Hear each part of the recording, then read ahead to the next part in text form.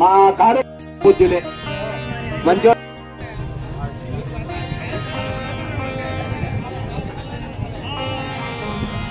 వాళ్ళతో తలాగ మాట మాట్లాడు మాట్లాడు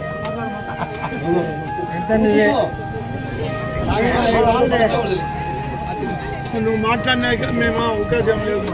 నేనే పిలుపు మేరకు వచ్చినటువంటి భక్తాదులందరికీ కూడా హృదయపూర్వక ధన్యవాదాలు తెలుపుకుంటున్నాము. అదేవిధంగా కైపా నరసింహశాస్త్రి గారు మేము అడిగిన తక్షణమే వచ్చి ఈ యొక్క దైవ కార్యక్రమాన్ని జయప్రదం చేసినందుకు తాను ఆయన కూడా స్వామి ఇక్కడ చూడు స్వామి.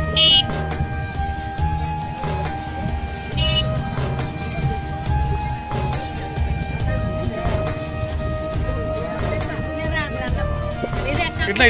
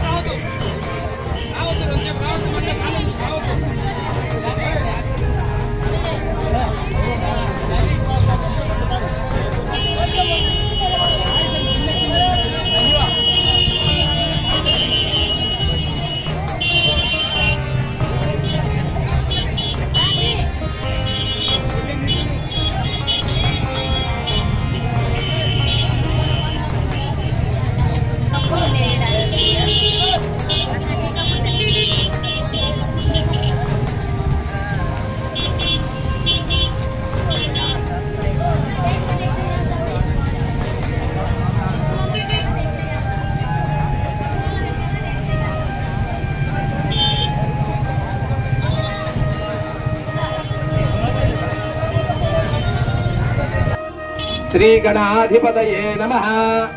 శ్రీ గురుభ్యో నమః. హరి ఓం. దేవీం వాజమజరయంత దేవాస్తాం విశ్వరూపాః పశవో వదంతి.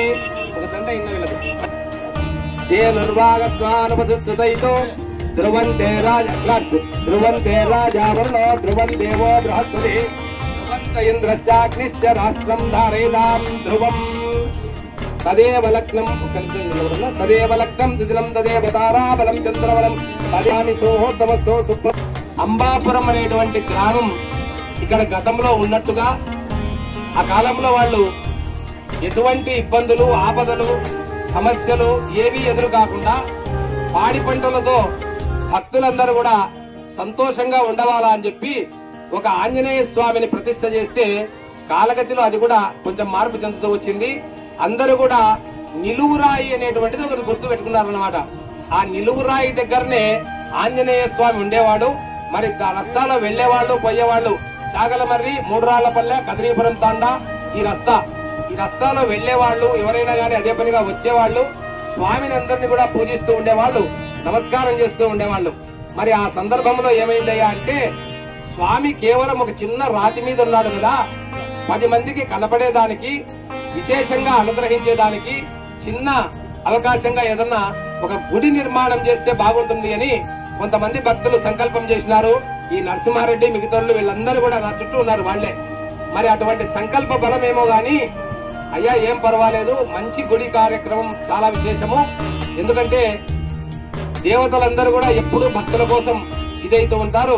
కాబట్టి అటువంటి దేవతానుగ్రహంలో పరివార సమేతుడైనటువంటి సీతారామచంద్ర స్వామి యొక్క ఆలింగనం పొందిన వాడు ఎవరయ్యా అంటే హనుమంతుడు మాత్రమే. బుద్ధిర్బలం యశోధైర్యం నిర్భయత్వమరోగత అజాడ్యం వాక్పటుత్వంచ ఆంజనేయ స్వామి కార్యసాధకుడు, నవ వ్యాకరణ పండితుడు, విశేషమైనటువంటి భక్తి భావన గలవాడు. ఎప్పుడు కూడా రామకార్యంలో ఉండి ఏమీ ఆశించకుండా రామ పాద సేవా దురంధరుడైపోయినాడు, సీతాన్వేషణ పండితుడైనాడు. అటువంటి దానికి మొట్టమొదటిగా శంకుస్థాపన కార్యక్రమం జరిగింది. మరి ఆ కార్యక్రమంలో కూడా భక్తులందరూ పాల్గొన్నారు.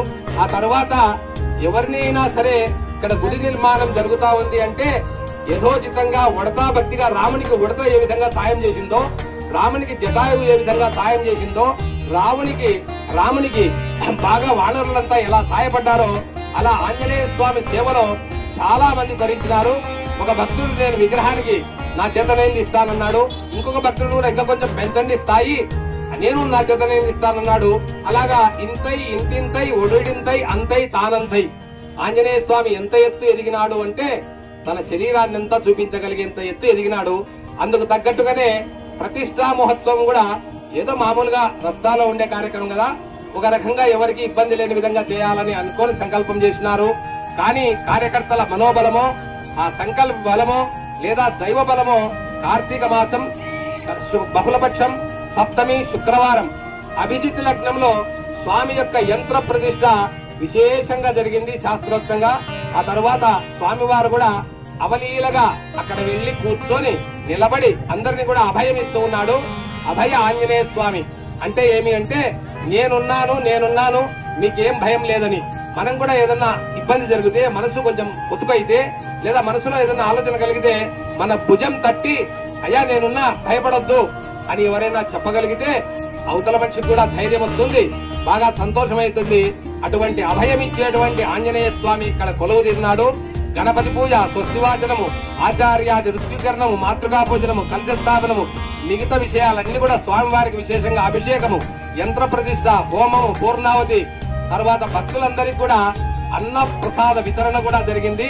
ఈ కార్యక్రమాలన్నిటి చేత ఎవరెవరైతే భగవంతునికి సాయం చేసినారో ధన రూపేణ, వస్తు రూపేణ, ధాన్య రూపేణ, శక్తి రూపేణ వాళ్ళందరినీ కూడా భగవంతుడు సదా అనుగ్రహిస్తూ ఇటువంటి మంచి కార్యక్రమాలు చాగలమరి మండలంలో మళ్లీ జరుగుతూ భగవంతుని యొక్క సేవ, భగవంతుని యొక్క అనుగ్రహం అంతటా ఉండి చాగలమరి మండలం సుభిక్షమై ధాన్యముతో, ధనముతో, సకాలం వర్షాలతో, పాడి పంటలతో, పిల్లా బాబలతో, మనమండలతో, మునిమండలములతో సహా అంత ఐశ్వర్యాన్ని పొంది భగవంతుని యొక్క అనుగ్రహాన్ని పొందుగాక అని ఆశీర్వాదం చేస్తూ భగవత్ సేవలో ఎవరైతే పాల్గొన్నారో వాళ్ళందరికీ కూడా మహదాశీర్వాదం.